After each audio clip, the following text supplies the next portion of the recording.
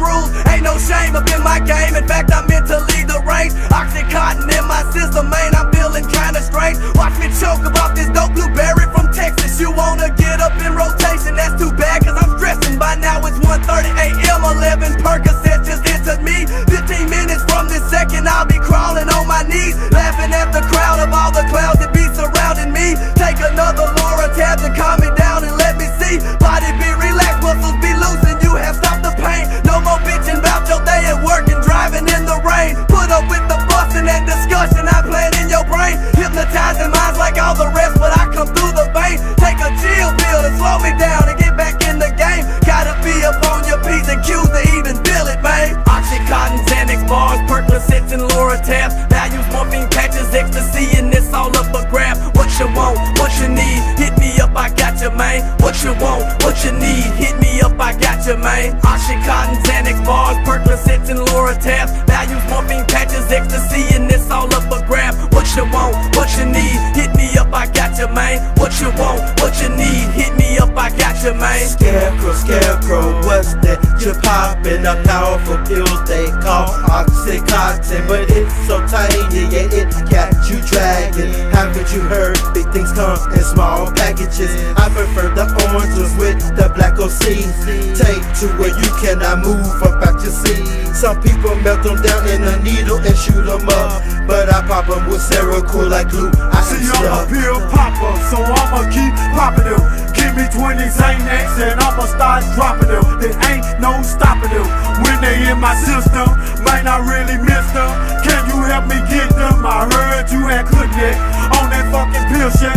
Give me some fucking heck, give me some Percocets. I need me some phone bar so I can break down. Cause a nigga like me finna take it to Fucktown. Oxycontin, Xanax bars, Percocets and Laura tabs. Values, morphine patches, ecstasy, and it's all up a grab. What you want, what you need, hit me up, I got you, man. What you want, what you need, hit me up, I got you, man. Oxycontin, Xanax bars, Percocets and Laura tabs. Values, morphine patches, ecstasy, and it's all up a grab. What you want, what you need, hit me up, I got you, man. What you want, what you need, hit me up, I got you, man.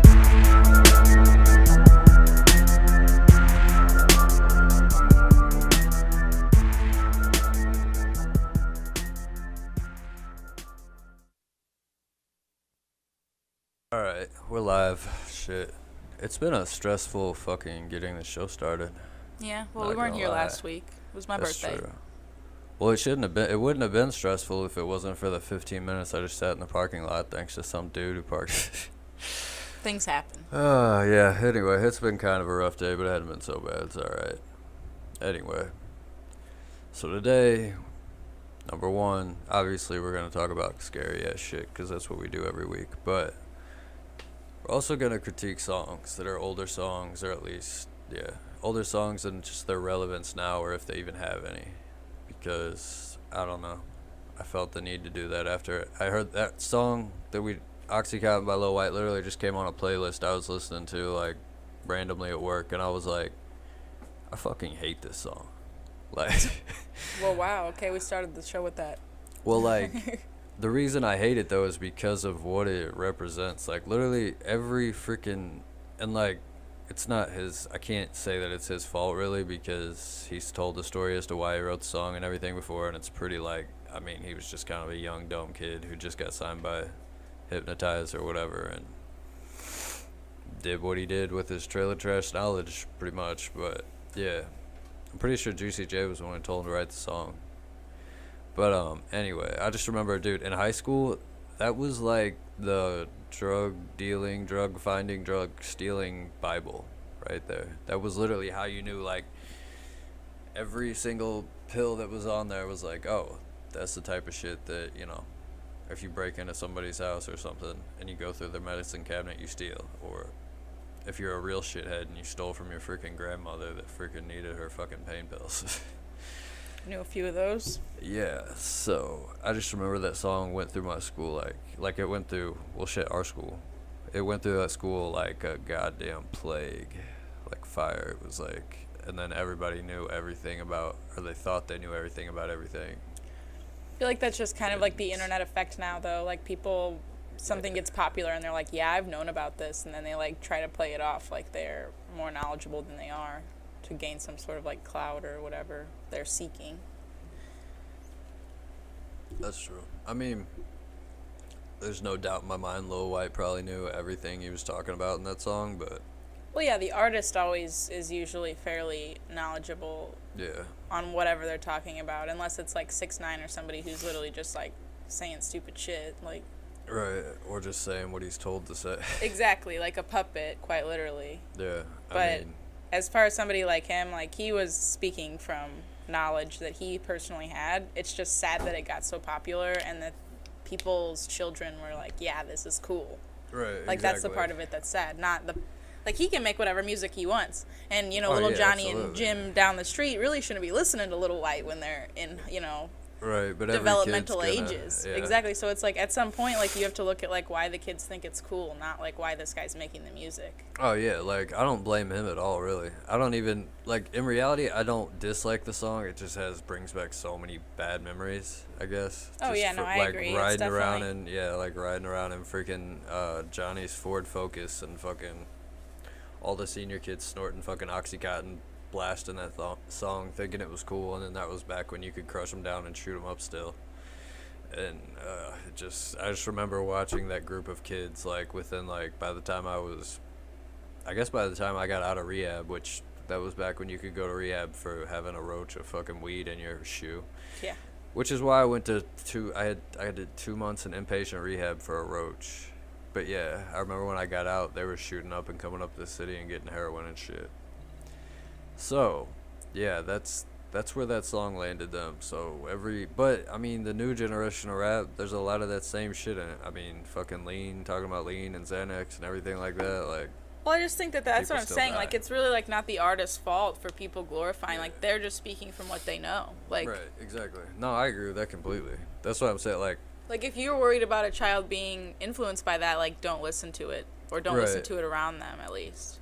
right, or, well, can't really help what they listen to in their friends' cars, but Well, I mean, like, you can at least, like, explain to them, like, the difference. But, like, I really do think, like, it comes down to, like, free will. Like, does that kid think it's cool or not?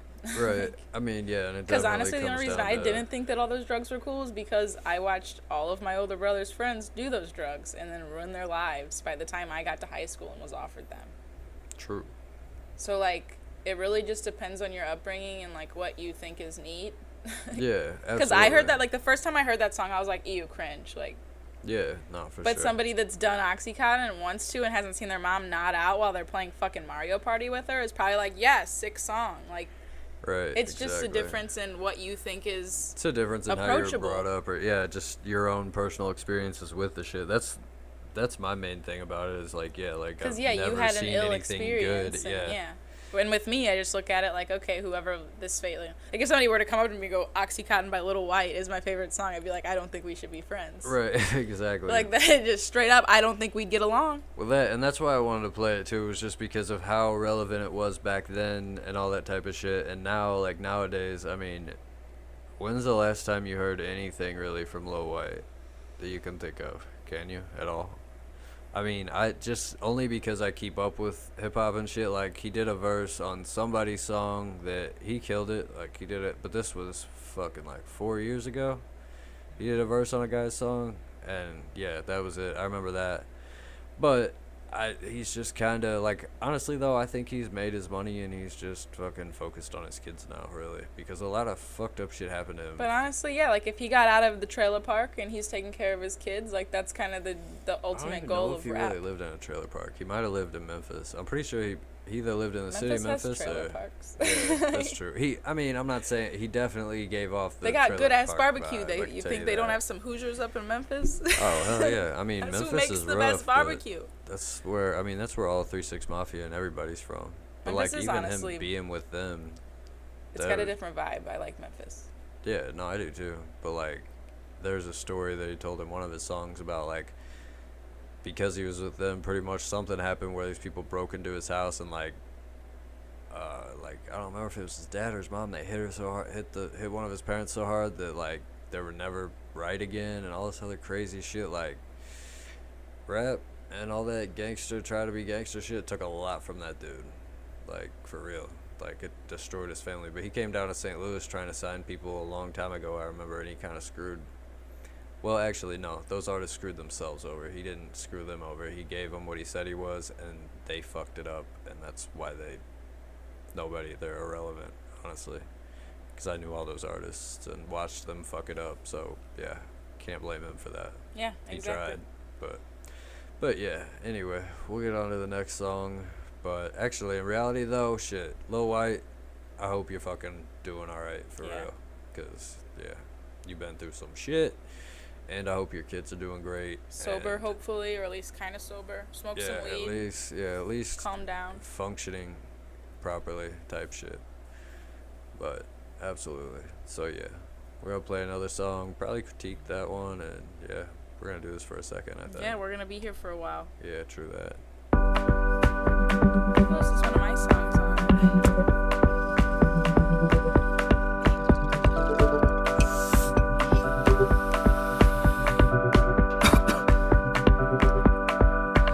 Boy, you a fool, wonder what's cool, trying to figure out what the rhyme about. I heard your man's went crying to his mommy and his daddy when the cops drove by his house, so who you trying to doubt? If you looking for an answer, you probably gon' find it now. And to the man in the hat standing looking at his watch, motherfucker, what the time is now. Don't clap your hands, let me hear you say that's a jam. See, I wouldn't be shit if I ain't have no fans. Can't sit down, kid, you have to stand. Just put your hands up, you don't have to dance. Here, we get it poppin' like it's Pakistan. Iraq, Iran, I have them saying max demand, the maximum. Coming through the past, you bumps. So if you ain't got no money, better ask for some. Hey, we came to get down, have a good time. Bring the champagne out and the good wine. We gon' be sippin' and whippin' the sickest whips. Spittin' that little shit, it's sicker than syphilis. Coming in the back door, yelling fuck a list. Fans taking pictures while I'm trying to take a piss. We came to party, didn't come to give a shit. Now sing this part that goes like this. All my people in the front, go clap your hands. Go clap your hands, everybody in the back. Go clap your hands, go clap your hands. If you're feeling that funk, go clap your hands. Go clap your hands, if you like it like that.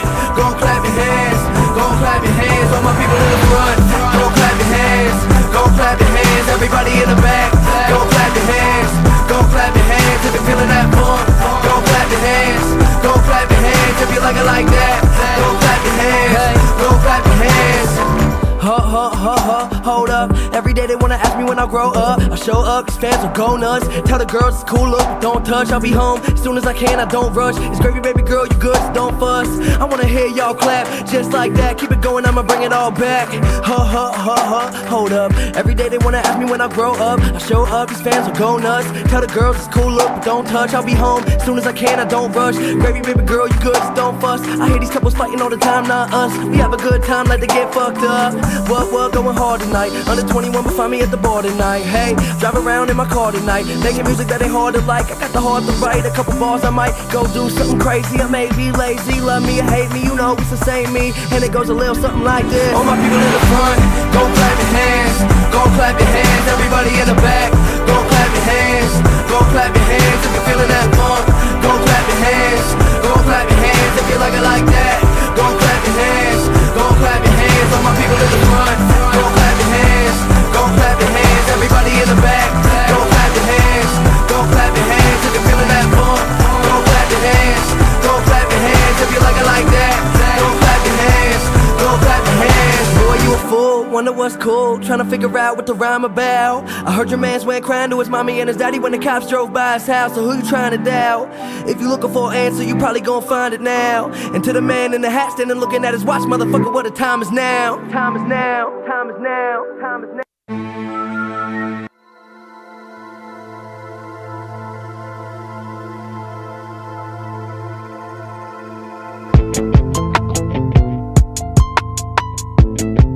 Where's my snare?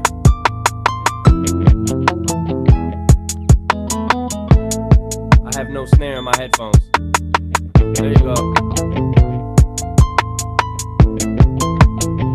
Yeah. Yo.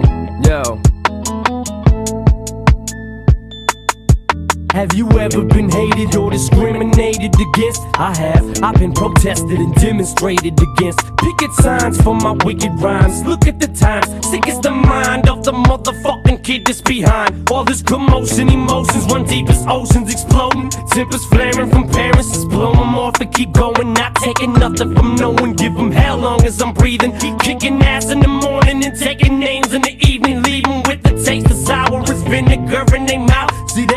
figure me, but they'll never figure me out. Look at me now, I bet you're probably sick of me now, ain't you, mama? I'ma make you look so ridiculous now. I'm sorry, mama, I never meant to hurt you, I never meant to make you cry, but tonight I'm cleaning out my closet.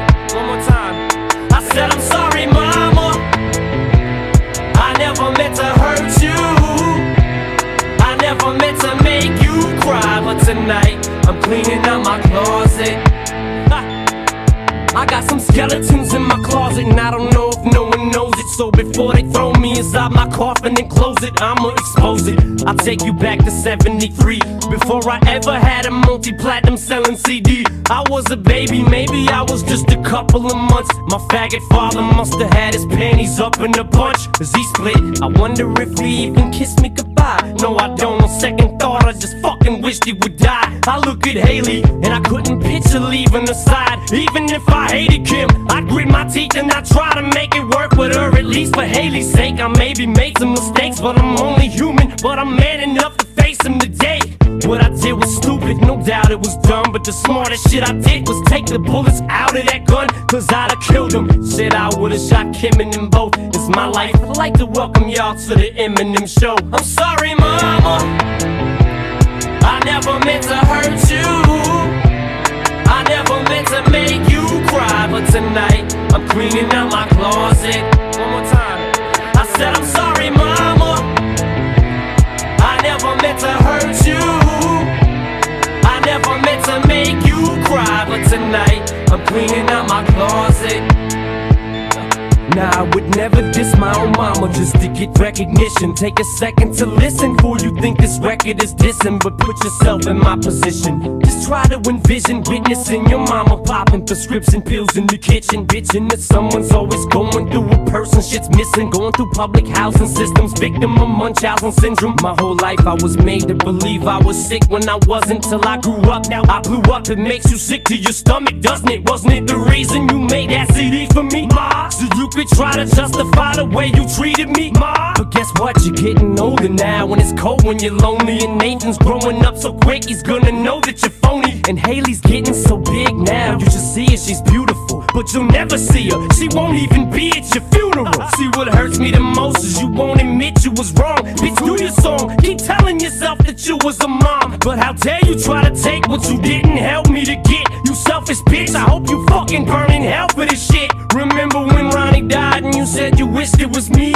Well, guess what? I am dead, dead to you as can be. I'm sorry, mama, I never meant to hurt you, I never meant to make you cry, but tonight I'm cleaning out my closet.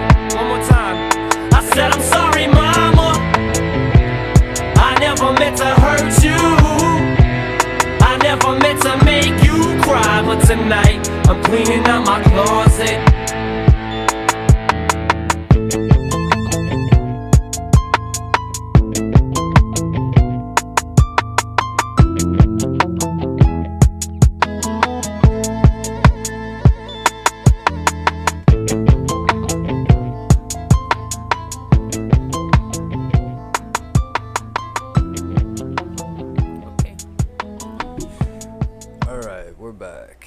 So we played 2 songs that time.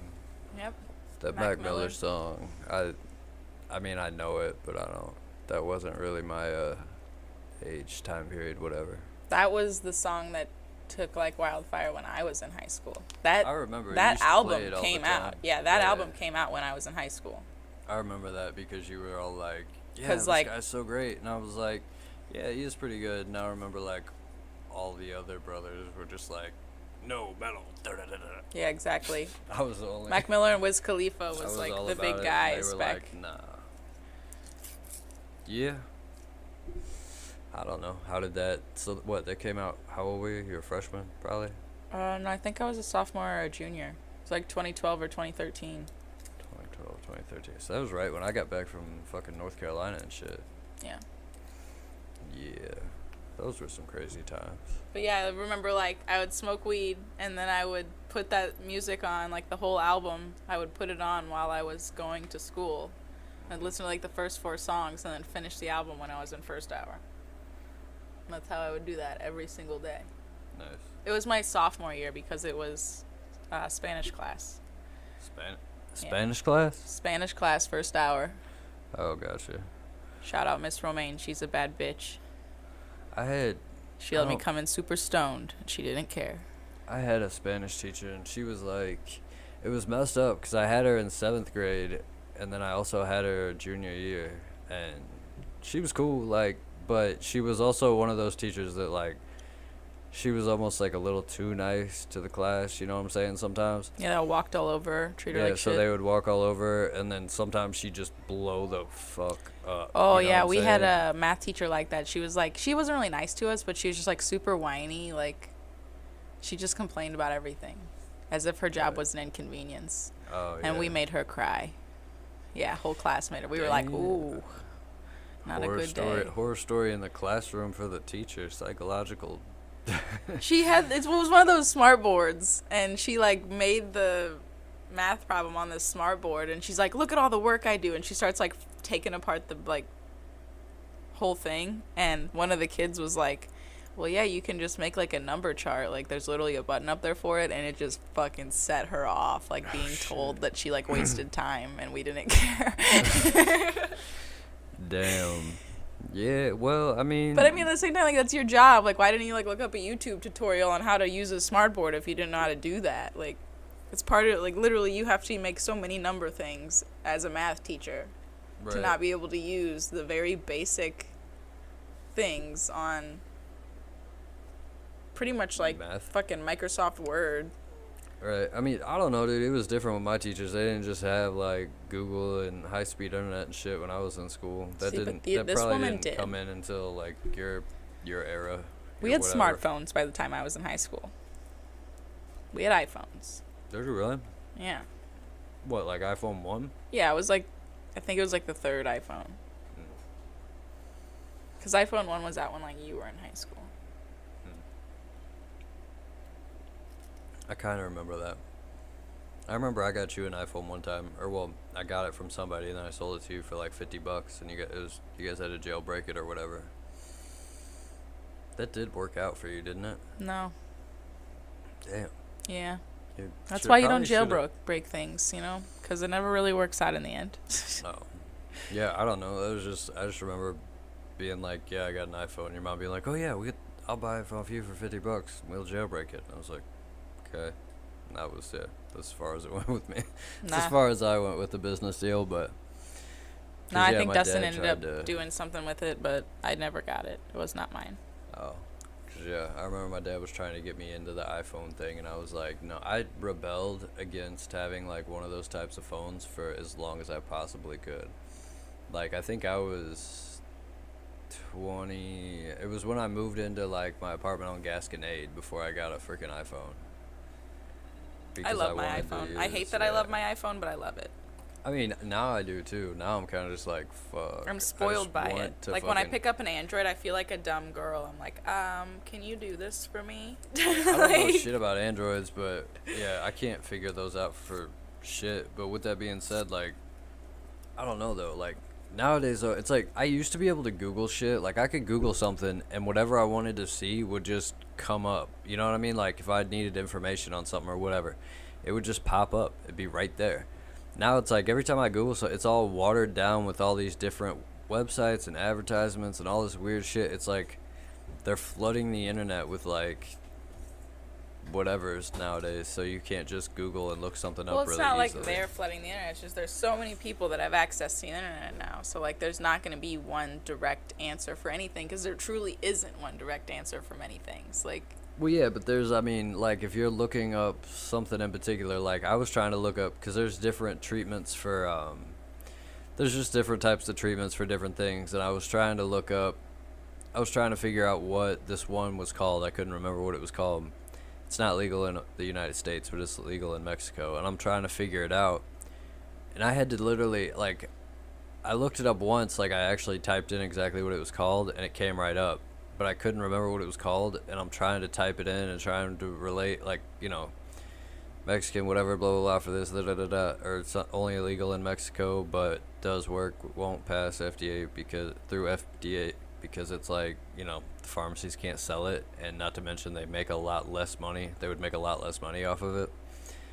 And could not find it at all. I literally had to go back to a freaking clip that I saved on my fucking Instagram with fucking Dr. Wu from Jurassic Park, but it was when he was on CSI, and him saying what it was called, and like reread what it was called again, and then look it up. Like, that's because no matter what I did to try to find it, I couldn't find it. But like, I remember, like, I don't know, 5, 6, 7 years ago, you could type that shit in and it would pull up, you know what I mean? It would actually try to help you find stuff. I think maybe why you now. just don't know how to How to research or Google it. Yeah, I mean, Because I used to be really good at it. that whole story sounded like you were just like, yeah, I just didn't know what to Google, Well, I mean, and I Google didn't didn't tell me wanna- what to Google. I didn't want to, I I knew don't what want to Google. to be able to read my mind. Google Yeah. already sends me ads for things that I think about without even speaking about. So let's not encourage Google to make any sort of mind reading. I'm not saying It's that. already happening, and I'm scared of it. No, I'm not saying that. I was just trying to be very vague about what I was talking about. Got a rash on your butt, don't you? No. But it was like for, I mean, now that I said it, I have to fucking say it. But it's a treatment where they wipe, it's a psychedelic. It's not legal in America because the pharmaceutical companies can't profit off of it. They And can't it's a sell it. psychedelic. Yeah, it's a type of psychedelic, and they put it in a capsule, literally, and it wipes your opioid receptors clean, completely. Boom. That's it. Gone. You literally put on a freaking face mask, lay in a hospital bed for 12 hours. You take the damn thing, you lay in a hospital bed for 12 hours. They monitor your heart rate and all this other stuff, and then 12 hours later, you wake up, your opioid receptors are completely wiped clean. And then you go and do with that what you want. But also I suppose it's not like a fun psychedelic. It's not like an enjoyable trip, really. It's kind of just like you're in a dream state for 12 hours, and it's really fucking... It pretty much goes through all your history, all your traumas, and all kinds of different shit. Like, it just goes through all that throughout your mind, you know what I'm saying? And... I mean, it helps people with more things than just that. It also helps with people with really bad PTSD, like all kinds of stuff. There's like millions of uses for it, to the point where Americans are literally fucking going to Mexico to get this treatment and coming back to America. Well, it's like actually common practice of people like leaving the United States to go get treatment. I know a lady who had cancer and went to like, I think Italy, and she like went to Italy for a year, got treated of cancer, and it was like several thousand less than it would have been here, and all expenses paid in frickin' Italy after it. That's pretty badass, but That's what I'm saying. Like, they're like, people do that all the time, where they're like, oh, the procedure in America is gonna be, you know, almost $100,000 or whatever crazy amount, and then you call up some doctor in Italy or Mexico or Sweden or wherever, and you Right. get it for like $40,000. You're like, okay, well, it sounds like I'm going to Sweden and I'm getting a cheaper medical bill. right. Well, and that's also like in America, it's like they're not just like, oh yeah, we'll just use this, wipe your opioid receptors clean, and now you won't have to ever worry about being addicted to an opiate again. No, they want to fucking give you methadone. They want to give you this. You know what I mean? Suboxone. They want to make sure they're still profiting off of your fucking addiction in some way or another. Yeah. So it's like, I mean, that's literally the way America's outlook is on it compared to other countries, where there's like, no, we don't want a fucking opiate addict as a fucking citizen. We want to get rid of the shit so they can go live their life and do something, instead of us controlling them. But For the especially rest of their lives, especially the fucking methadone ones. Like, those motherfuckers got to go to the fucking clinic every day or some shit to get their methadone dose. I have no idea. I don't know that much about it. Yeah, I don't really either, because I've never heard I of... carry Narcan. Do you really? Like, I always have Narcan in my car. That's good. But But I feel like that's I just used like, to. I think everyone should do that. Like, you can go get it for free from a lot of places in St. Louis now. Like, it shouldn't be something that you should just like be scared of or not want to well, have yeah. around. Because I like used to have it, watching somebody experience the Overdose? well, like the like the actual experience of taking Narcan, like after the overdose, like they're sent into an immediate relapse. Like, that's what happens to your body. Relapse or... It literally sends, because it stops your body from having that. Yeah. And then because you were just so high, your Yeah. body goes into relapse state immediately. It is I mean, not a fun No, experience. it's Have not you ever relapse. been Narcan? You go to no. Because It's not that's literally relapse, how it's they you go explained it to me when I was like taking my class on like how to Narcan somebody. You're saying it wrong though. It's not relapse. It's the other. It's like sickness or withdrawal. You go into immediate withdrawal. Withdrawal, yeah. Not relapse. Relapse is when you do the. Yeah, drug when you're again. like really wanting it again. Yeah, well, that's when you haven't done the drug for a while and then you do it. That's a relapse. Yeah. That's what relapse I'm sorry, is I'm about. tired. It's all But good. that's, Yeah, no, you your go body into literally immediate like needs fucked that up fucking withdrawal. drug. Like, yeah. So it's like you pretty much wake up after being Narcan and all you can think about is, oh, I fucking want to get high, pretty much. But And you can't. Your body literally will not let you. yeah, because of the Narcan in it. Yep. Until the Narcan gets out of your system, which it doesn't take long to get out of your system. That's why a lot of people that get Narcan, they fucking pretty much just, a lot of them don't go to the hospital afterwards, and they're just like, no, whatever. They throw up, they feel like shit for a little bit, and then whenever they can walk again, they go get drugs, and they get high, and that's it. But, you know, it is what it, like, that's just what happens. You can't really control that, but I've always asked, like, people, because I've been around a lot of we both have, so it's like, Hence why I carry the Narcan. right. I've always wondered, like, I was like, what if we just, you know, Narcan you, like, won't that just, I know it's going to send you into immediate withdrawal and it's going to suck and shit, but won't that speed up the process a little bit? And they're like, no, fuck, that'd be terrible, blah, blah, I don't want to do that. And then I've, like, even asked, like, fucking, paramedics and shit, and they're like, no, you don't want to do that to somebody. And I'm just like, what if they really want to? Like, I mean, would it work? It's just not good for your body. Like, it's like a last resort thing. It's like the EpiPen of overdosing. Like, you don't want that much in your body of that substance unless you absolutely need it to. I'm not saying that, like, you fucking just go do it. Like, I'm not saying that you would do it every day. Yeah, it's not like you're like, damn, I want to get clean. I want to Narcan myself every day. Like, right, like, but it'd be like, you know, you do it that one time and then let it get out of your system. Yeah, it'd be terrible withdrawals for a little while, but then it probably speed it up. I mean, honestly, like the amount of like availability there is to it now, I'm sure you could find somebody that's done it to stop. Yeah, that's what I'm saying. There are but there's so many other treatments. That's the only thing that's crazy. Like, there's a place in Florida where it's experimental treatment. Insurance, of course, doesn't cover it. It costs $15,000, but they do the same thing as the psychedelic thing I was telling you about. And, like, I was just looking into it when I was fucking living with drug addicts, or when I had drug addicts around me and shit like that, and I was just like, I was just trying to find, like, a quick fix to just, like, sober them up real quick, and then fucking, you know, try to therapy, you know, whatever. Maybe once they got sober, they would think about, like, going to therapy, doing something, at least, for themselves. But, yeah, $15,000 if you want to do it in America. I think it's, like, maybe $500 to do that shit, like out in Mexico. Like, it's cheaper than hell to do it there. You just go to Tijuana if you want and they'll do it. And there's never been any deaths or anything, or I think there's been 3 recorded deaths, and those were in like really shitty facilities where they weren't monitoring your heart rate, because your heart can eventually your heart rate can get too high and you can die if they're not monitoring it properly. So there's that.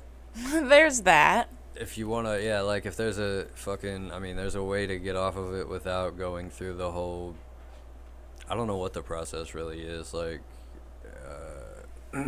other than just getting sick and dealing with it. Yeah, that's really what it is. I mean, even when I was on Adderall all the way through high school, and I was like, okay, well, I don't need this anymore, right when I finished my finals, and I went cold turkey off Adderall, and I felt like shit for, like, almost 6 months. Yeah, I remember I would quit. And I lost like 50 pounds. I was like 170 pounds, and I lost 50 pounds. After you quit taking Adderall? Yeah. That's weird. I was 125 pounds out of skin and bone. I'm like 165 right now. So can you imagine like 40 pounds lighter than I am now? It's ridiculous. That's gnarly though. I'm surprised it's normally the other way around. But then when I was on Adderall, I slept and ate correctly because I needed it. Like, I didn't have this, I wasn't using it to get high. I was literally taking the correct amount, going to school, and being able to focus on my studies. That was why I was doing it, not because... Right, I mean, that's still why I take it. Like, I'm prescribed to it, so I don't give a fuck saying it on the radio. But, yeah, I don't take it to get high at all. I take it, I go to work and can concentrate and do what I need to do, like, you know what I'm saying? But I did quit. I used to quit all the time, though. Now the last time I quit was when I flew through that windshield and broke my neck and all that. That was the last time I quit, because nobody wants to lay in a fucking bed like barely move on Adderall. Like, I just want to do things. right, like, yeah, I just want to do things, but I can't. I can barely sit up. I'm in so much fucking pain. All I can That's really when do the ADD's good. You just open up TikTok and you waste your entire day. Yeah. Well, eventually, though, I got sick of it, and I started getting out of bed and doing stuff and working out and figuring shit out. But, so we didn't really talk about the Eminem song. That song definitely fucking... I think that was influential to our entire generation. Yeah. I mean, I remember, I heard that song when it first came out. Like, my dad used to listen to it. Yeah, it's on Curtain Call, isn't it? I think it is. Yeah. And I used to sing it to him because I knew all the words, and he was like, you sound just like it. That was part of the reason why I started rapping, too, just because my dad was always like, you sound just like it, blah, blah, blah. You could totally... Your dad is the most supportive guy when it comes to your stuff, though. He's like, oh, I just love the radio show. I love his music. You guys are going to be famous. You guys are the best. Yeah, he Bought is me that about T-shirt. Shout out Paul Bax. Right. He is about that stuff. He is our #1 fan. None of For you guys sure. can even compare. Right. This is true. He could be... He's a lot to handle sometimes, but Oh, yeah, he's weird as hell, but so are we. that's yeah, very true. But yeah, but what was crazy about that song is I remember like it was like a, you know, in my family and all that, like, or well, my dad's side of the family, he was always talking it up and saying like, oh yeah, it was so cool. And then I remember like, because it was when the short period of time that I went to a Lutheran school because of all the issues, whatever, all of my child issues, Behavioral issues. Yeah. Josh was not a Sour Patch Kid. He was just sour. Yeah, but yeah, there was a teacher, and she was talking about, she was like, yeah, I'm listening to the song or whatever on the radio by Eminem. I'm like, this is kind of catchy, like I like it or whatever. She's like, then I started listening to the lyrics, and this is just evil. It was just terrible, and like it literally, like I remember thinking like in my head, I was like super stoked. I was like, oh shit, a song I actually like, and I'm like fucking what, like 5th grade probably.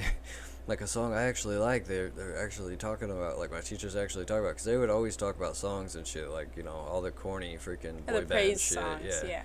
And like, and then she started talking about that one. She was just like, and then you hear the lyrics, and he's talking about, you know, burying his mom in his closet and stuff. And I was just like, I remember even saying something to her. I was like, that's a metaphor, like cleaning out your closet, skeletons. That's a metaphor. That's not like, he's not saying that he actually had bodies hanging in his closet. I was in like 5th or 6th grade, and this lady, like, she couldn't comprehend that, but I could. So she like disagreed with me and made it known to the whole class that no, he was talking about killing his mom and putting her in his closet. I'm just like, whatever. I mean, I feel like there is like a nuance of that in the song. Like he's kind of being like, I want to kill you, mom, you suck. But like, well, yeah, absolutely. It's not like a yeah, it's a metaphor that's like being used in an aggressive way. Exactly. But that also just kind of is like one of those things where it's like, you know, that's who they're putting in charge of these Lutheran schools. That's what you're spending money to send your kid to. Yeah, no, seriously, like you're literally spending money to send your kid to a school where they're not even allowed to have an opinion or even be right, even when they are right. I was going to say, even in public school, I was in chemistry class, and I asked her, I was like, is there any like study of like what rocks or things like collided with Earth to bring the elements here? Like, how is there so little helium compared to other things? Like, I was just really, really curious about that when I was in chemistry class. And she literally looked at me dead in the face, like sophomore year of high school, and was like, God put those elements here. And I don't think I changed much from high school. Like, I got better looking, but I'm like, I was pretty emo. Yeah. So, like, you're looking at me, and you're telling me this. Like, out of all the people, you're going to say that to me. Right. So even in public school, you're really not safe from, like, just the, like, idiocracy of just extremely Christian people that won't listen to reason.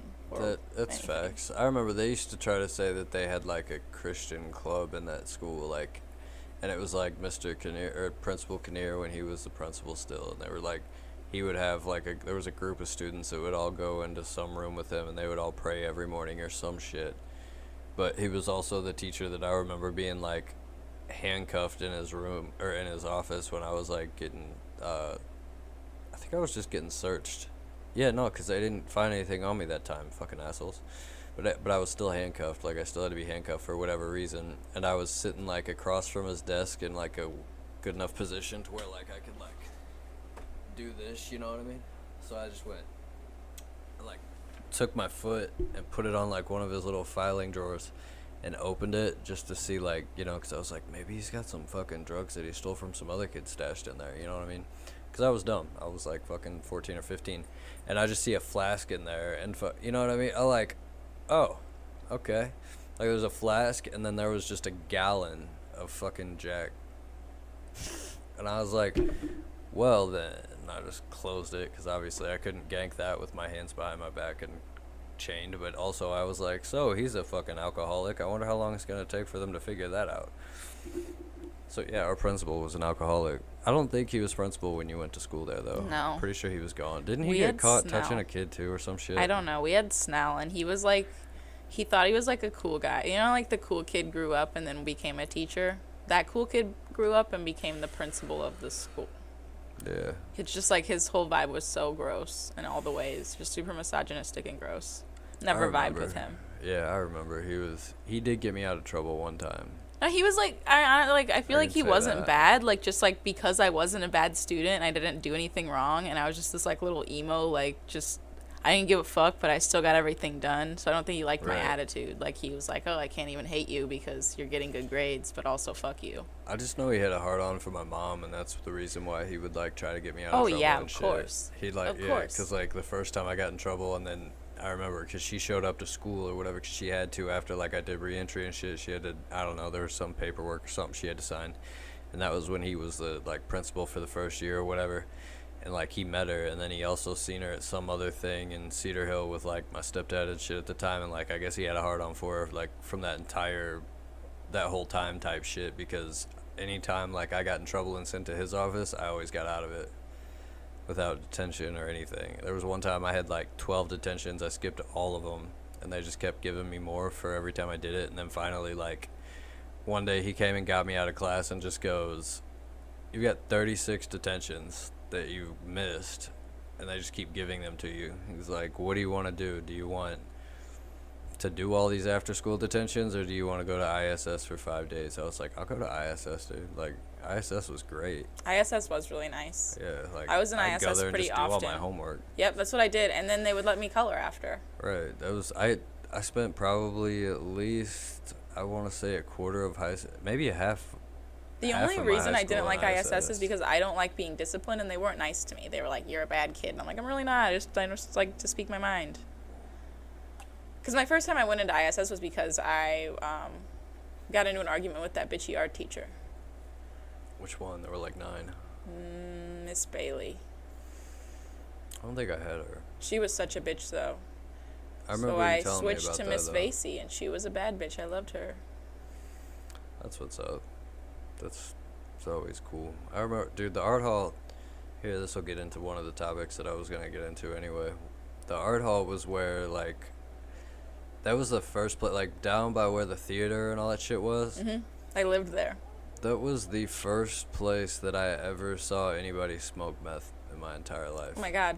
Yeah, it was like these like 16-year-old like, you know, trailer It's the trash. first time I ever saw any two boys kiss was in that hall. I don't think My best friend got kissed there by a boy that still says he's straight. Shout out Curtis. Oh, I've seen like straight dude. I remember seeing straight dudes kiss each other, but I could No, not like, tell this you guy the walked first up time to I ever Justin, saw one of two my- gay guys. No, kiss each gay other. Justin. My friend gay Justin has been my good friend for a while. Yeah. He was in love with this guy. Literally wrote him a love letter on how much he loved him type thing. Oh shit. That guy that received it walked up to him and kissed him and then took him on a date the next day, and they had a great time, and then went to school on that Monday and said that he was straight and still says he's straight. Well, then I mean, yeah, it's sus. I'm outing but you, Curtis. It's sus, but at the same time, maybe he was just like, you know, maybe he was just trying to be open-minded and give it a try. You never fucking know. No, I You're mean, still sus about it. I You're was like, gonna nah, say, this yeah, motherfucker, I've yeah. seen this motherfucker do some questionable things. He just needs to admit it. Right. It's fucking 2023. Yeah, Nobody we're gives accepting. a shit. Yeah, I'm like, less accepting that you think I'm not going to be accepting. I'm more upset about that. No, it's because he had all those, like, you know, hillbilly dudes in high school being his friends, and they would have actually not been very accepting people. Right. That's one of the. But even then, like, we're all, like, 10 years out of high school now. Like, come on. Yeah, I mean, it's been way too fucking long to be like giving a fuck at this point. It's like, I understand it's a little weird for everybody, but it's like we'll get through it together. Like, okay, we'll all figure it out. It's gonna be fine. We're fucking, yeah, be better than our parents. That's the break the cycle. That's the way. That's how I try to look at it. I feel like just graduating high school, getting a little bit of college under my belt, and never like fucking up a job the way either of my parents have. Really, it's like I broke all the cycles. Like, I'm already done. Right. Never doing opiates. Like, that's the last cycle. Which, like, that's easy. I don't really want them. I just really hope I don't get hurt, and I don't want them then. That's the hardest part about all that is, like, once you've been hurt, and then... But see, I smoke so much weed, I feel like I just be like, can you guys just give me, like... It doesn't work like that when you're in the hospital. Then I was just like, oh, yeah, here, smoke this weed while you're in the hospital. Give me some dabs, homie. They can, I mean, give me they a may dab give pen. you a pen, yeah. They may give you a pen. I don't know. Like, I don't really know how that goes, but I'm pretty sure, like, depending on the level of pain. Honestly, if they told me that I needed to take a Oxycontin or any sort of, like, oh, they don't opiate. even tell you. They won't even necessarily give you a choice. Like, when I No, see, when I go to the doctor, I tell them in each one of my files, like, I do not want Oxycontin. Well, yeah, they don't even make Oxycontin anymore, I Well, don't think. Now any it's opiate. Oxycodone. Literally any opiate. I tell them I'd rather really not have any of the stuff that's addictive. Like, when I was on Adderall, I didn't really like that. And I don't want opiates. I did that for years. I remember doing that. I was always just like, look, I just don't want to be on any pain medication, and I just don't want to be on... That's all I used to say to my doctor all the fucking time. Like, just don't put me on any pain medication. And then he found out about, like, my injuries and my neck and shit. He's like, eventually, you're either going to have surgery or you're going to have to whatever. And it's like, nowadays, like, I'm just like, bro, it's not really that terrible. He's like, yeah, but you drink a lot, so that takes away a lot of that pain. I was like, yeah, well, whatever. But regardless, I drank a lot more back then. I don't really drink that much anymore compared to that. He still drinks a lot, everyone. Oh, yeah, thanks, guys. But compared to then, I don't drink nearly as much. No, I just pop my neck a lot. What I really want is a chiropractor. Anybody knows a chiropractor, please comment. Let me get one of those. My old boss was a chiropractor. I just need somebody to snap my neck, like, really good a couple times. My kinds. Awesome. Chiropractic. Great guy. I'll look for him. But, shit. Let's play some music, and then let's get into some horror shit. All right. We've got Mobb Deep. Mobb Deep. It's a great song. This is the original version. I don't know what that means.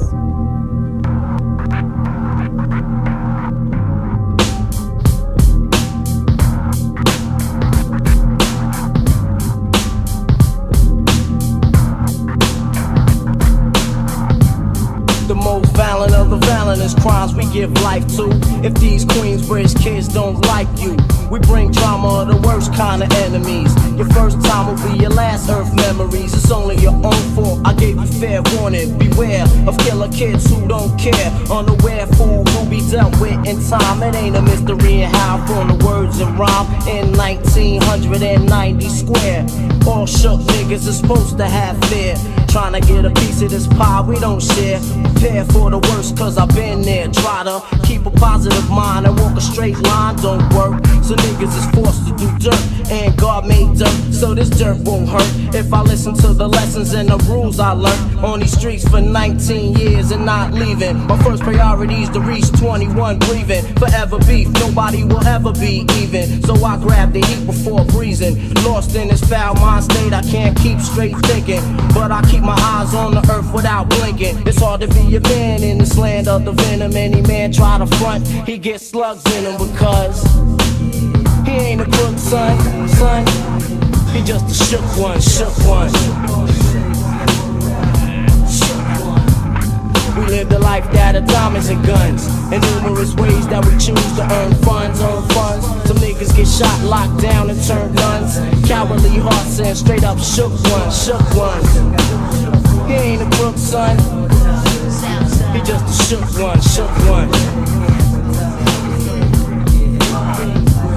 For every rhyme I write, it's 25 to life. To all my peoples in the bridge, know what I'm talking about, right? Ain't no time for hesitation, that only leads to incarceration. You don't know me, there's no relation, cause Queens niggas don't play. I don't got time for the he say, she say. I'm bigger than that, claiming that you pack a cat, but you're scared to get locked. Once you get upon the island, change your ways and stop. 13 years in the projects, a hard times of living. Wake up in the morning, thank God I'm still living. Sometimes I wonder, do I deserve to live? Or am I gonna burn to hell for all the shit I did? No time to dwell on that, cause my brain reacts. Front if you want, nigga, lay on your back. I don't fake jack shit, you know I bring it to your life. Stay in a child's place, criminal minds thirsty for recognition mission. I'm strictly sipping E&J like got my mind flipping. I'm bugging, digging my ways out of hoes, but hustling. Get that loot, kid, you know my motherfucking function. Cause long as I'm alive, I'ma live illegal. And once I get on, I'ma put on all my peoples. React quick, spill lyrics like Max, I hit your dome up. When I roll up, don't be caught sleeping, cause I'm creeping. You just a shook one. We live the life that of diamonds and guns, and numerous ways that we choose to earn funds. Some niggas get shot, locked down, and turn guns. Cowardly hearts sent straight up shook ones, shook ones. He ain't a crook, son. He just a shook one, shook one. We live the life that of diamonds and guns, and numerous ways that we choose to earn funds. Some niggas get shot, locked down, and turn nuns. Cowardly hearts sent straight up shook ones, shook ones. He ain't a crook, son, crook, son. He's just a shook one, shook one.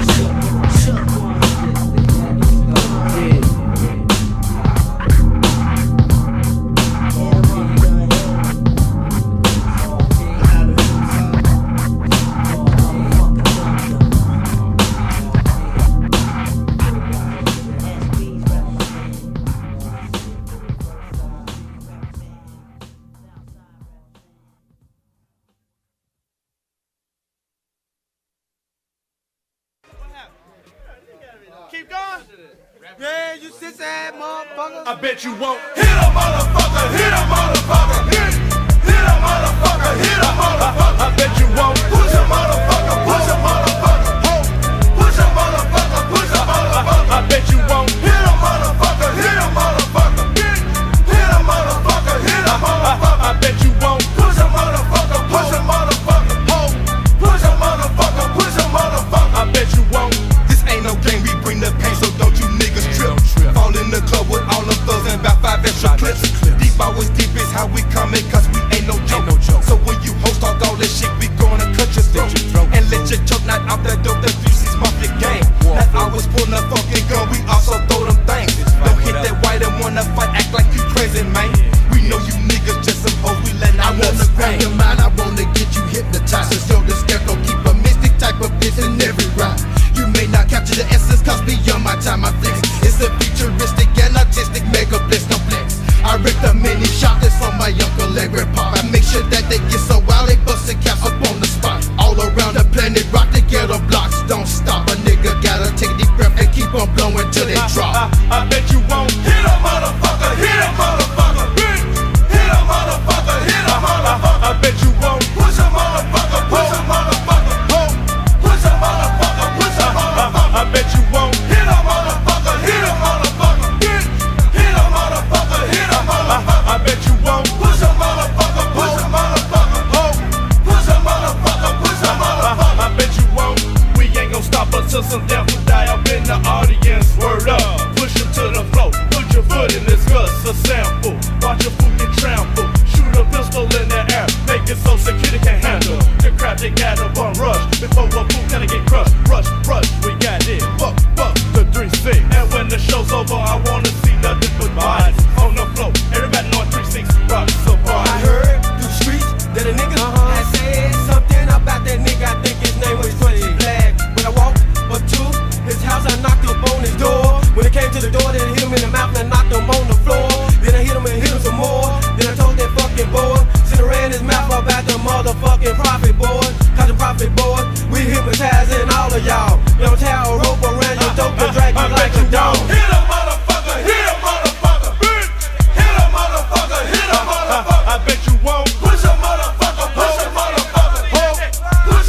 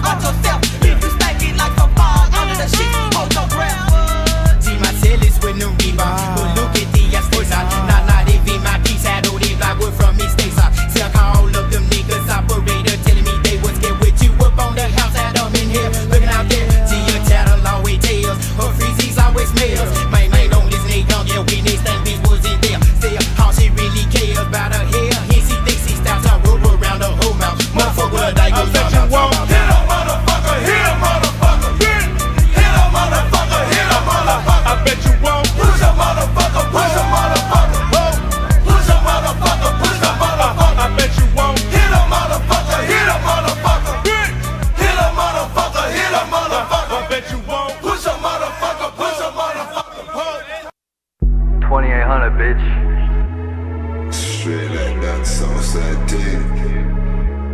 Boy, not ready yet. Don't know what. True shatter thing. Yeah. Wake up, I can't barely function. Feeling like I ain't worth nothing. Body aching, still won't take it. Face the pain, push through the anguish. Tell myself maybe I'll make it. Hop on stage, no medication. Juvenile and in probation. Ace my jet, no education. Federal, moving that medical. Sedatives, edible, Mr. Incredible. Bag it or let it go, bag it or let it go. He be on federal, lock him up, let him go. Yo.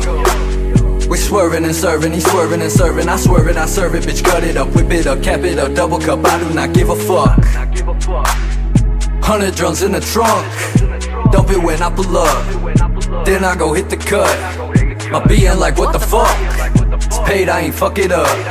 I get it, then run it up, run it up, run it up. Get it, then run it up, run it up, run it up. Federal, moving that medical. Sedatives, edible, Mr. Incredible. Bag it or let it go, bag it or let it go. He be on federal, lock him up, let him go. Yo. We swerving and serving, he swerving and serving. I swerve it, I serve it, bitch, cut it up, whip it up, cap it up, double cup, I do not give a fuck. 100 drums in the trunk, dump it when I pull up, then I go hit the cut. My being like, what the fuck? It's paid, I ain't fuck it up. I get it, then run it up, run it up, run it up. Get it, then run it up, run it up, run it up. I don't need no fucking pill just so I can act reckless. If I feel the need to kill, I won't hack up my fucking breakfast. And if I'm the one that's killed, then my spirit be restless. You can't measure my blessings if I don't value possession. There's a charge in my section, I'm Smith & Wesson protected. You should see my collection. If it's disease, I'm infected. Doomsday preps in the message. Don't believe it, come test it. I got everyone stressing. I leave impressions, teach lessons. Learn from crashing, burns and gastrin smashes. Lick my wounds, I'm back in action. Shape and mold the man I have been. I won't be no what if has been. Tragic past, don't know what happened. Lips stay sealed till I'm in that casket. Shake and bake crafted, black mass tag shit. Don't make me bring back blue magic. Federal, moving that medical. Sedatives, edible, Mr. Incredible. Bag it or let it go, bag it or let it go. He be on federal, lock him up, let him go. Yo. We swerving and serving, he swerving and serving. I swerve it, I serve it, bitch, cut it up, whip it up, cap it up, double cup, I do not give a fuck. Ain't shit changed, I'ma work this trade, I'ma push my weight. These punk motherfuckers can't act this way. Put my heart in the shit, quit bars for the bitch. Got scars on my wrist, I'm a star for the drip. Plus a brother and some friends, I'm finna blend in. My life, my fight, so I get it, then run it up, run it up, run it up. Get it, then run it up, run it up, run it up. Federal, moving that medical. Sedatives, edible, Mr. Incredible. Bag it or let it go, bag it or let it go. He be on federal, lock him up, let him go. Yo, we swerving and serving, he swerving and serving. I swerve it, I serve it, bitch, cut it up, whip it up, cap it up, double cup, I do not give a fuck. 100 drums in the trunk, dump it when I pull up, then I go hit the cut. My being like, what the fuck? It's paid, I ain't fuck it up. I get it, then run it up, run it up, run it up. Get it, then run it up, run it up, run it up.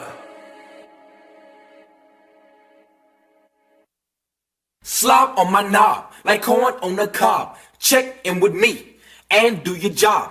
Lay on the bed and give me head. Don't have to ask, don't have to beg. Juicy is my name, sex is my game. Let's call the boys, let's run a train. Squeeze on my nuts, lick on my butt. The natural curly hair, please don't touch. First find a mate, second find a place. Third find a bag to hide the whole face. Real name Grover, I said bend over. I started to knock, then came the odor. Smelled like mush, shouldn't had a rush.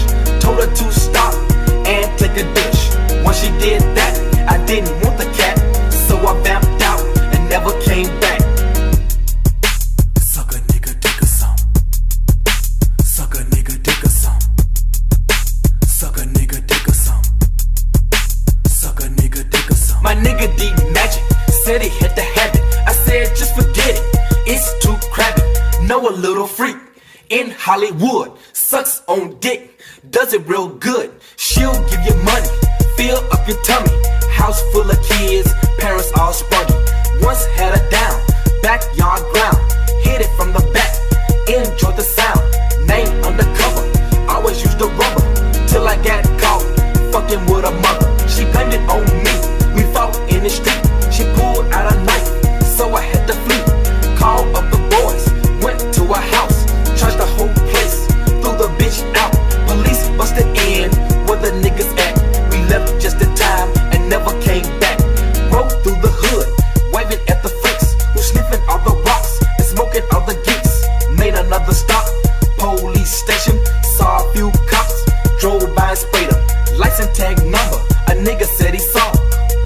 the time, never get caught.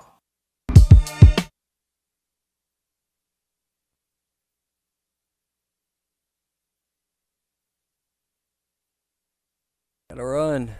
Are we in? I think we're in. We're in. Are we in? Did he give you a thumbs up? We are in. Thumbs up? I think so. Thumbs up? He's running around. Thumbs up? Thumbs up. Alright, we're in. Sorry, we were outside smoking weed. Yeah, we needed a smoke break, or well, they needed a smoke break. I just smoke cigarettes. I don't smoke weeds. I'm a marijuana addict. I'm not, yeah, like, not that I would be ashamed if I was, I just don't personally, because it just doesn't work that way for me. But, anyways, that was a lot of fucking songs we just played. How many songs, like, what all was that? That was, we played Juicy J, that was the song I was going to talk about. Yeah, Slap on My Knob was on there. Your song, Run It Up, was on there. 3-6 Mafia, Hit a Motherfucker, and Mobb Deep, Shook Ones. Yeah, that was the wrong Mobb Deep song, so I'm not even going to comment on that one. I'm upset. Yeah, That's but it. Hit a Motherfucker, I remember when that song came out, that was probably I was in high school, and I remember we all fucking pull up to parties, like, and, you know, pretty much, shit, we would Mobb Deep, literally. You know what I'm saying? Like, all the freaking kids that I hung out with back in high school that were fighters and shit, we'd pull up to parties and just go there just to fight. I remember that shit. That was crazy. And that song would be one of the songs that was always playing. It was that, and there was a St. Louis group that's no longer, you can't find them on Spotify. You can find them on YouTube, though. They're called The Bangers, and they got a song called Ain't No Bitch in Me. I can't say the other word, the ending word of that song, but it starts with an N. And yeah, we would use those songs to get pumped up, especially if we went there and there was like a group of kids that we knew we wanted to fight. Especially if we went to like other school parties and shit, we'd get pumped up and then listen to those songs on the way there. And that was, yeah, start shit, fight, and steal everybody's alcohol and stuff like that. That was, yeah, we were we were assholes. We were assholes, but Newsflash. And then Slob on My Knob, shit, that was just a classic song. I remember hearing that like in 7th grade, and like what was weird though was like every girl knew it. I think it was a chick that introduced me to that song. Yeah, I think it's because everyone's mom knew it. Probably. That's how I learned it, was from Alina's mother. Really? Yeah.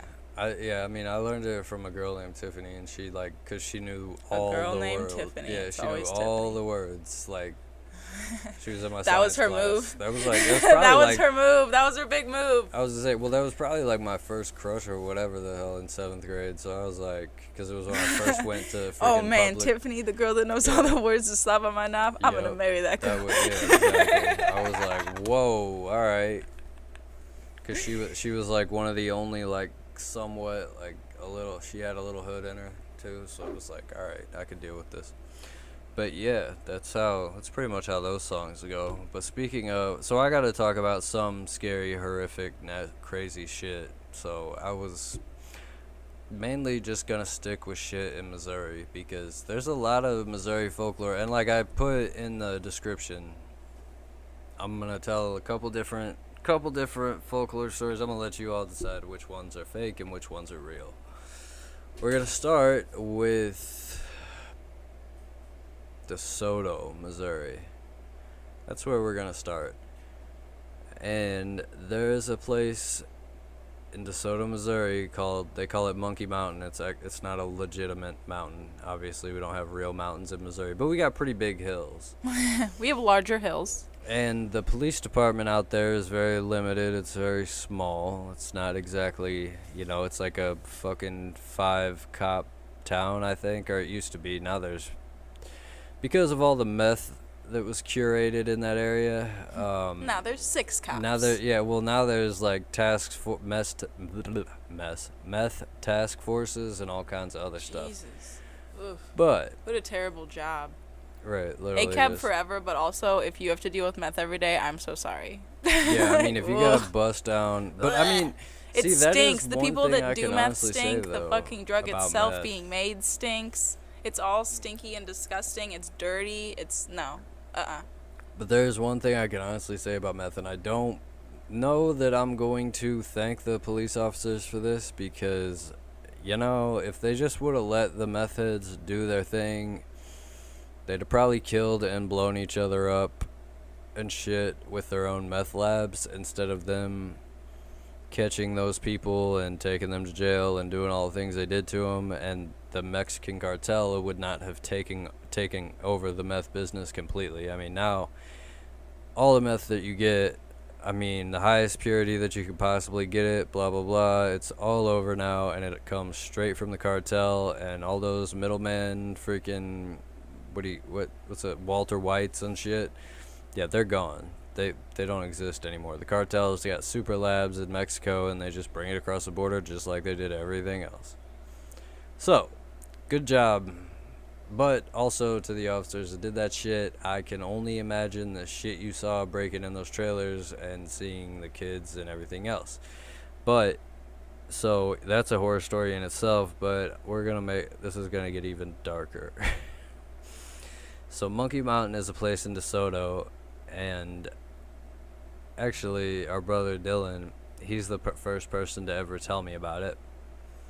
And he was telling me about how there's a bunch of pretty much just people that live on this mountain or hill, technically. Like, we've also got Meth Mountain and House Springs, but I actually know the guy who coined that term. Anyway, whole nother story, but anyway.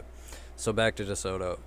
And a bunch of the families, I guess, that live up there are inbred to an extent. So there's all the meth and, like, because they were all cooking meth and doing that, and then breeding up there and shit like that. And it got to a point where the police knew all the meth was coming from there. They knew there was a bunch of just illegal, disgusting shit happening up there. And they went up there to try and do like a siege or whatever, and these motherfuckers shot back and came back at them so hard and so dangerously that now the police won't even drive up there. They won't even go to the top. They won't even go halfway up. They'll surround the entire place, but they won't drive up there. And I know that I've been told that they've tried to get help from the National Guard and stuff, but I guess the National Guard's just like, screw it, we don't give a shit about these people. But these people don't just stay on the mountain all the time. It's like they leave and they go do other shit. Obviously, they make that much meth up there. They're obviously bringing it down, and like there's just rumors of kidnapping and other things of that nature. Really, really sick ass shit. Not quite Hills Have Eyes sick, but close. So, and the police shit, you can look that story up, because I actually looked it up because I didn't believe him when he was telling me about it, and I was like, holy shit, yeah, it does literally say right here in the DeSoto News, police scared to won't initiate combat or whatever the fuck you want to call it with certain people in certain said area. You know what I'm saying? So yeah, that's in Missouri, in case you guys are, not from here and Fun would little like tourist spot, top 10 date spots in St. Louis. Absolutely. Make sure, you take your Visit girlfriend Monkey out Mountain. there to, That sounds so racist, though. Are they white? Yeah. Why is it Monkey Mountain, then? What's the monkey? Like, that's usually a racial slur, I guess, because they're considered inbred? and they're considered feral. I just feel bad for somewhat. these people. They're like society's lost people. Well, yeah, I mean, and that's the It's other like thing the Slab is City a people. lot Like of everyone in people- Slab City's smoking meth. What is Slab City? Where's that at? Slab City is, I think, California. It's like you can do anything there. People get murdered there all the time, and like police don't go there. Oh, okay. Well, I mean, there's a pedophile city like that in Florida. Oh my God, I watched that documentary. Woof, some of those people's lives. What, like, do they talk about their lives, or do they just Yeah, talk about? they like talk about like why, because like a lot of them are in therapy to like recover from being the way that they are, and they talk about their lives. One guy was like molested by his mom, and that's why he thinks he was like that, and he like tries not to be around kids at all anymore, and like he put himself in there because he was driving past a school a lot, and he was like starting to feel like he needed to do something, so he put himself in that like little town. So like they're people that are like conscious of conscious of their like terrible ideas and disgusting habits. I do Right. not like them. I don't want to be near them, but I Right, would yeah, prefer no, them to work exactly. on it and be open about being like that, so people can protect their children from them. Right. Because Well, like I that's mean- truly the end goal here is like keep the children away from the creeps. Like Oh yeah, absolutely. Well, have you ever heard of the people that this is just? I mean, this is just kind of a. This isn't even really off topic because it kind of goes with some of the other shit that I'm about to talk about. But there's so like literally you can pretty much there's a I watched this dude like I was watching this. It wasn't even really a documentary. It was like a short video, I guess, on YouTube. Like it was one of those clip videos. It's only like 3 minutes long, whatever. This guy, he gets into a chat room, he makes a name, you know, so, say certain girl name here, 13. You know, and he gets into the chat room and he starts talking or whatever to people, and then within 60 seconds, there's people trying to private message him, and then within 60 seconds, a dude who's 45 years old is trying to private message him and meet up with what he thinks the 13-year-old. I'm like, 60 seconds? That's how fast a pedophile can literally find a fucking kid? yeah. Like, Yeah. I mean, that's fucking insane. And the Yeah. fact that it's like, so they, you know, they get all these different crazy emails and all this other shit released, and they can't fucking catch these fucking people? Are you fucking serious? Well, I think it's also just like the police really aren't worried. Like they're They should be. focusing Well, on the it's like, worst at possible this things to point- focus on. At this point, it's become like, I mean, conspiracy. It's considered conspiracy, but it's not. A lot of it is just legitimately the elite. A lot of the elite people of this world, like, are pedophiles. I think there's just really there's not. just a lot of evidence. There's not many just pointing towards systems. that. Like America, the world doesn't have a lot of just systems. Like everything is bent to the will of somebody else that's controlling it. And that's the thing. It's like pedophiles are literally controlling the world from the way. I mean, from an outsider's standpoint looking in, that's kind of the way it looks. Just especially after the Jeffrey Epstein case and Ocean Gate, and how they pretty much pretended those people were alive. Dude, the fucking U.S. Navy knew those motherfuckers were dead Sunday, but they drug that story out until Thursday. All those emails from Jeffrey Epstein and all that was released, or supposed to be released, but somehow just magically got deleted on accident. And they used that as the distraction throughout the week so that nobody heard about it or saw it. And nobody really even knows that. Like, every time I say that, people are like, what? That's crazy. I never heard about that. No shit, because they were distracting you with the Ocean Gate thing. Even though the Navy already knew these people had blown up, they wanted to get rid of that because the whole thing, Jeffrey Epstein, he was like, literally, that's what he did, was blackmail people. He would get people over to his island. They'd fucking, you know, hook up with these 14 whatever year old girls and shit, and then he'd use that as blackmail, and that's how he stayed out of jail and shit like that for so long. Yeah. Ew. So that's another, and that's like also factual, just like how there's supposedly 76 alien species of motherfucking goddamn FBI released that information. There's so much shit that happens and it gets released, but we don't know about it because there's some dumb shit on the news that everybody's become, you know, they make you, you know, they create a story, a false narrative, they get you drug into it. By the time you find out the submarine imploded or the fucking people that were kidnapped or dead or whatever the fuck, they got the shit they were trying to hide brushed under the rug pretty much, and no one heard about it. You know what I'm saying? Yeah. So that's why like the media is like the main, I don't know, that's like the main culprit to the corruption, I guess, to an extent. In a sense, I guess, is a way to put that. But, so, other fucking crazy Missouri stories. Have you ever heard of the Bubbleheads before? No. Also supposedly inbred people. Oh, another Missouri inbred story. Wow. But, yeah, we don't know this. I don't know. This is one of those stories where I'm like, I've heard about it a lot, but I can't ever really say I witnessed it or anything. Somewhere by some mall or whatever, there's a road. I don't know. I used to know a guy who gave me the exact location, and I was totally down to go there, and I was trying to get him to go with me, and he was like, dude, I'm fucking going there.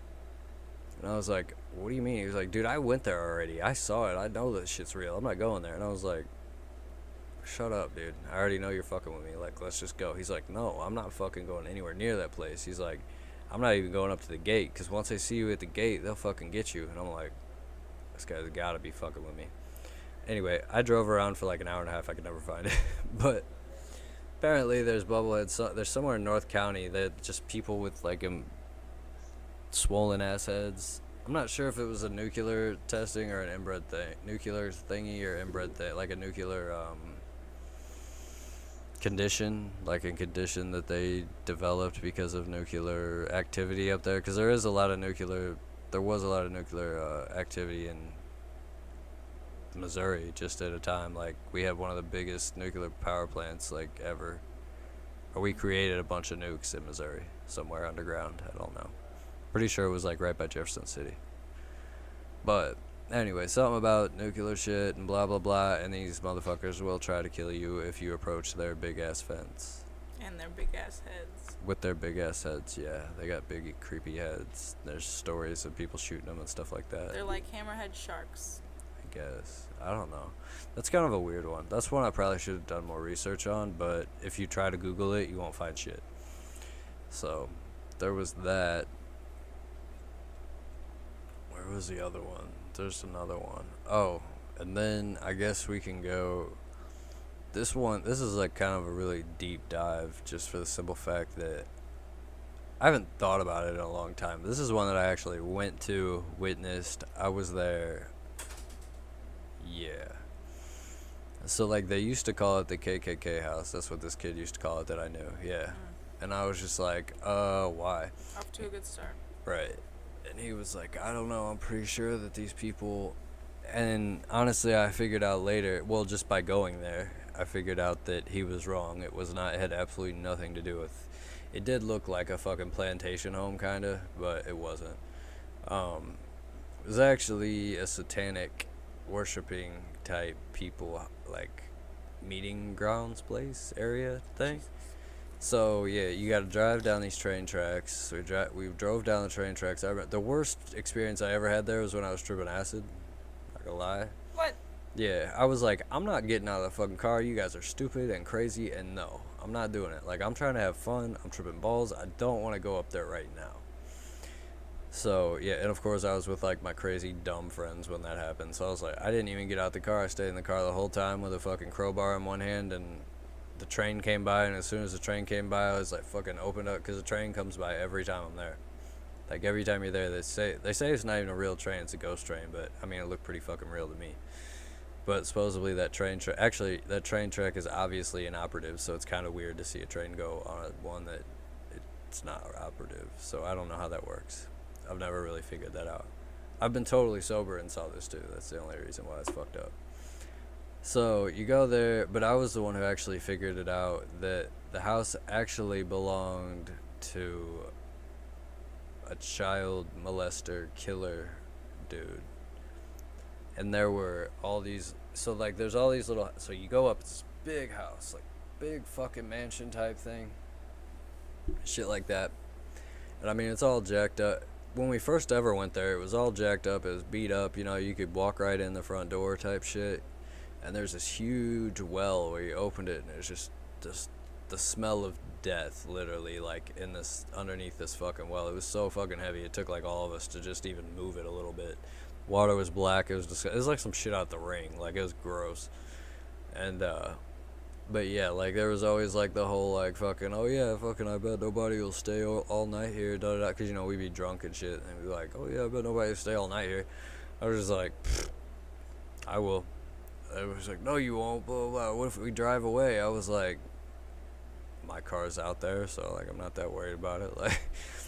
And, no, I remember they all walked all the way back to their cars, and then once they got back to their car, they fucking changed their mind, because they were like, oh, fuck, I don't want to leave there, but yeah, they all came back or whatever, and then we ended up staying there all, like, we stayed there till, I want to say about 3:30, something like that, and that's when we started hearing, like, noises, like, lots of noises, like, just sound, people walking, shit like that, and I was just like, what the fuck is that, like, we were just all kind of just like, what? It looked like there was a bunch of real high grass, like, in front of the house type shit. And it was coming from the back. So, like, I was just like, you know what? Let's get the fuck out of here now. And we booked it. We got back to the cars. Whoever the fuck was walking, they were coming from the back of the house. There was no roads or anything back there. But like I said, there were a bunch of these weird, like, sheds that were in lines that was in a line that just went, like, shoo, almost like as far as the eye could see, which was kind of odd. But I never thought anything of it. I just figured it was, like, whatever. But, yeah, so we dipped. We didn't stay to find out anything after that.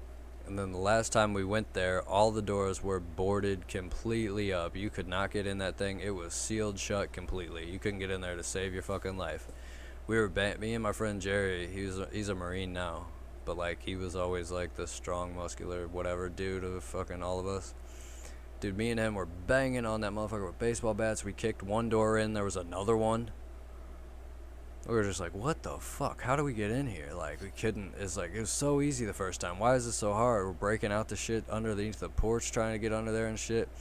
And then just out of nowhere, like, all of a sudden, my friend fucking Shay goes, what the fuck? And we all just, like, kind of looked at, we're like, what, dude? Like, we're trying to fucking scare us. Like, we had bats and shit. We thought, we were like, fuck it. Fuck whoever the fuck's here. A light came on in front of one of those fucking little house things. And it was like dusk, you know what I mean? Like, shit was about to, like, it was about to get dark. And that's when the fucking train, we heard the train coming and shit. I was like, yeah, we should get the fuck out of here probably. And they were just like, but what if it's just whatever? What if it just comes? I was like, it doesn't matter if there's just a random person watching over this fucking property right now. Like, we need to get the fuck out of here just in case. Like, because we're breaking and entering, we're trespassing, all this other shit. So as we're fucking running, nobody fucking noticed there's a fucking barbed wire fence in the middle, like, going through this fucking thick, like, that bushy shit I was telling you about. There's a new one that they put up. So we all fucking trip over it. When I fucking trip over it, I hit my fucking head on a goddamn boulder. Like, not like a boulder, like, that's a nice not like boulder. a movie, like, yeah, nice boulder. Like, not like a movie scene Nice boulder. boulder, A yeah, nice, yeah, a nice Shrek pretty level. rock type thing. I, like, hit my head on it, like, not real hard. I just kind of skimmed it off it. And I look at the damn thing, and it's got the guy's name on it, and a story about him. And I'm reading it, and I'm reading it, and I'm reading it, I'm like, and that's when I found out that it was the dude's house that, I guess, tortured and did a bunch of fucked up shit to children. Because I read it, and for some reason that stone was there, erected, put there, like a trophy. Like, this was like, whoever lived here or was whatevering, remodeling the house was, like, proud of this shit. And it was fucked up, and I'll never fucking forget that moment, because as soon as I saw that, that was when I got up, and I was just fucking, they were, like, running, all like, oh, fuck, that hurt. I just started pushing them. I was like, no, something's fucked up, something's wrong, we gotta get the fuck out of here. And we did. We dipped the fuck out. So, yeah, but that's an actual true story, and I wish I remembered how the fuck to get there, because if I did, now I'm fucking way older, I'm not a goddamn kid anymore, and I would go back there and burn that place down. But maybe I'll find it one day. I might be able to figure it out. All I know is it's the railroad tracks in Eureka. You gotta follow the railroad tracks in Eureka, and you can find it. Maybe that'll be the first, maybe that'll be one of the first, like, not in the studio episodes I do. I know you already have like, you already have a very zero uncomfortable desire. look on your face. So, Zero yeah. desire to participate in that one. Yeah, maybe I can get Dylan to go. He probably won't go either. Probably have to lone wolf that shit, because I don't know anybody that'll go do any crazy shit like that with me anymore. If you're talking like supernatural spooky, I'm all about it. If you're talking real Well, people spooky, I do not want any part. See, but that's the thing. I've never seen any real people there. Just heard noises and seen lights come on that we didn't know how the fuck a light could have turned on unless it was a person. So in reality, never seen a living, breathing soul. Just read a really creepy story on a stone, and That's enough for me. That's the beginning of a scary movie.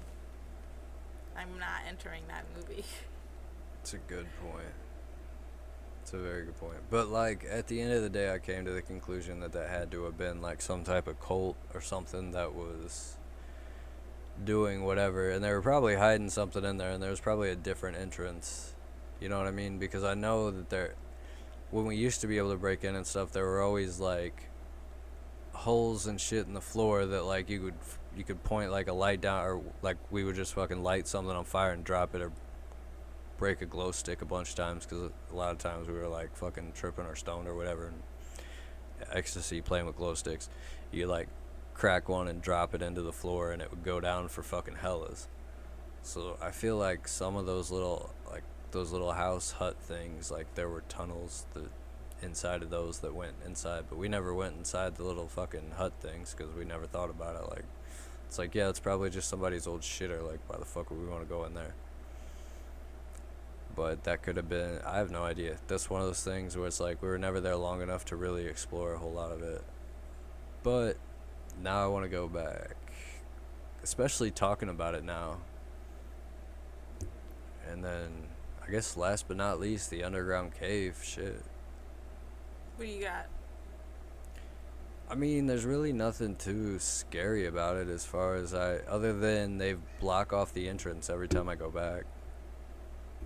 Like, me and this dude, there's just a hole in the ground, and, what do you call that? Like, it's right there on PP. Like, if you take PP and it turns into a T, you drive. That's too far out of my range. Drive down PP, like, right by where you used to live. I used to live off Highway 30. I know, it's the same place. Okay, if you take Highway 30 right instead of left, like to where that Shell's at, you remember that shitty Shell gas station where the Mexican restaurant that changed his name like a million times because all the underage kids drank there? Okay. So if you go down that street, yeah, that's PP. If you take that all the way as far down as it goes, turns into a T. And there's a park right there at that T. Oh, yeah. Okay, so if you walk down and you go to the right and blah, blah, blah, you walk around a little bit, it's fenced in, so it's really fucking obvious where the fucking place is. Get to the fence, go through the fence, which is really fucking easy to do. There's a literal hole. You just see rock, and there's a fucking hole in the ground. Climb down into that hole. You kind of gotta shimmy yourself through there, and then there's like rebar. You gotta like monkey bar on the rebar to the ladder, and then climb down the fucking rusty little ladder, and then let go, and it's only like a 4-foot drop. Like, luckily, there's a tire underneath, so you don't sprain your ankle. And then there's like a big opening to your left, and then if you go straight into the right, there's a hole. We dug it out, and once you go through that little hole, it fucking opens up, and I swear it's like the size of I don't know, like 3 football fields. Yeah.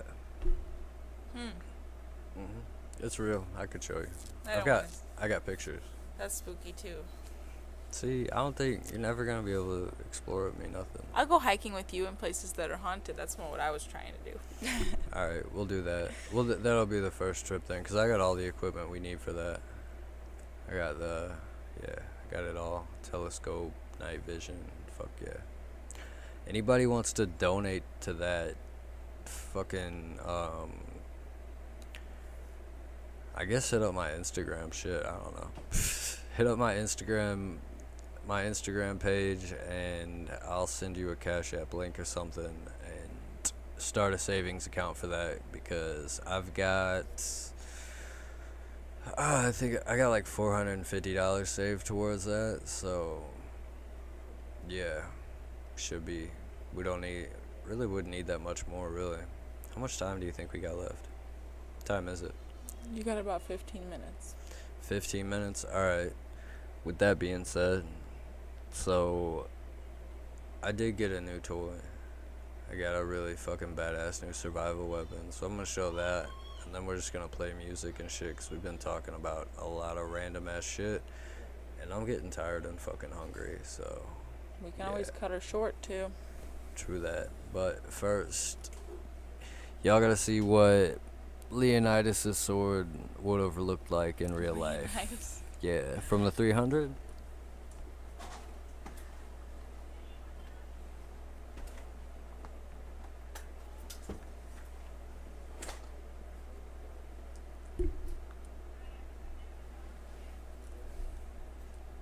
What do you think?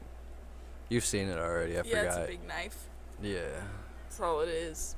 But what's dope about it, it's even got these little things on each side so that when you stab somebody, the blood runs down without getting on the handle and messing up your grip.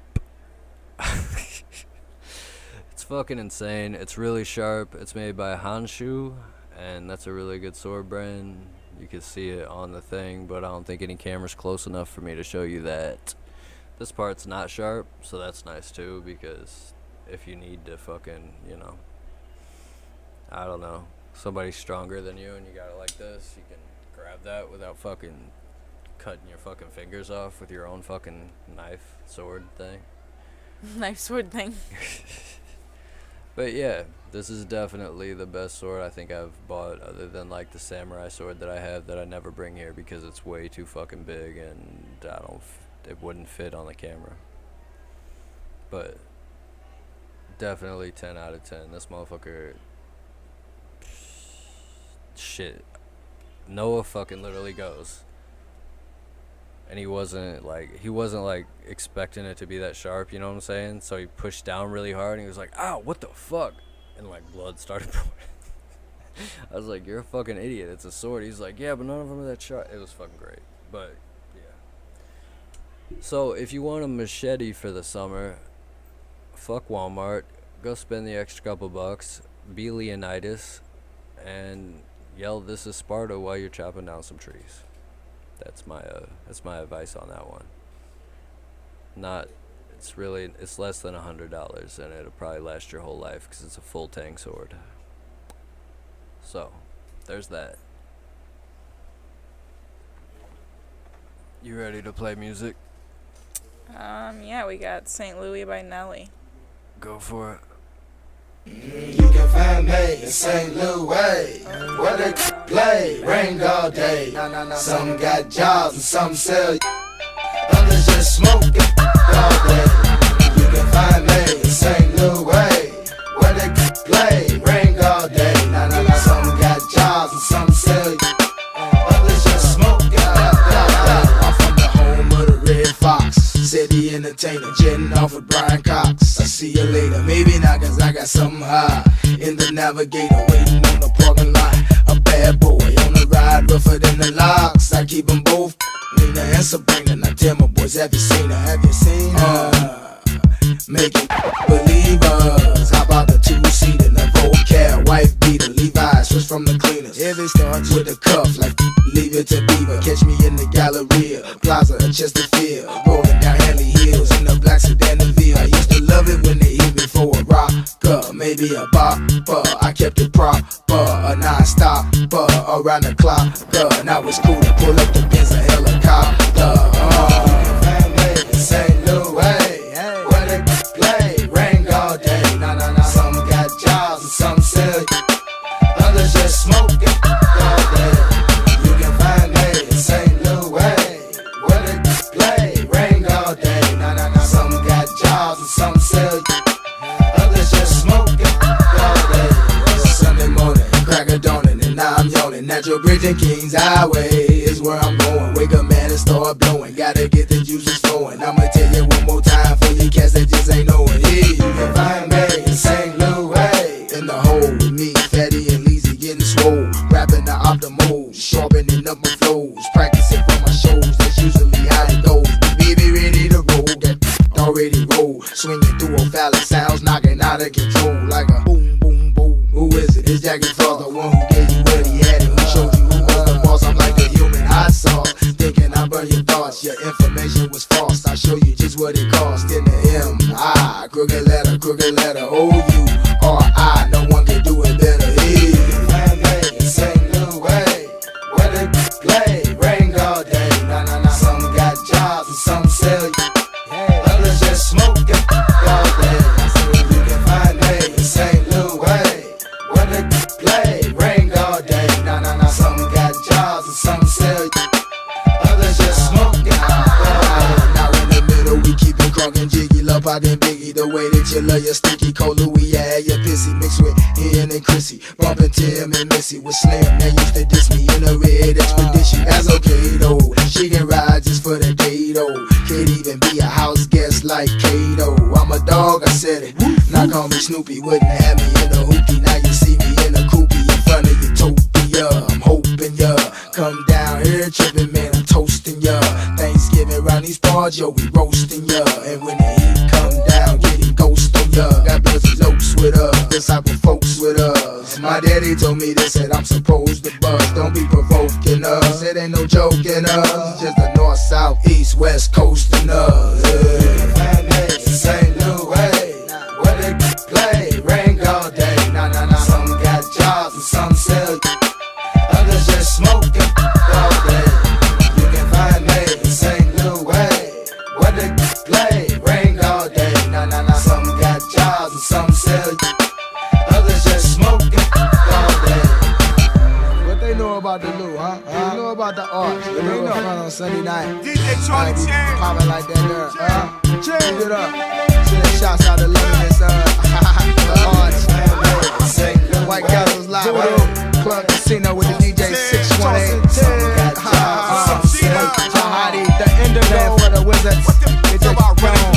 Larry playing with the answer. Making basketball go out of milk crates. What you know about that? Ain't nobody who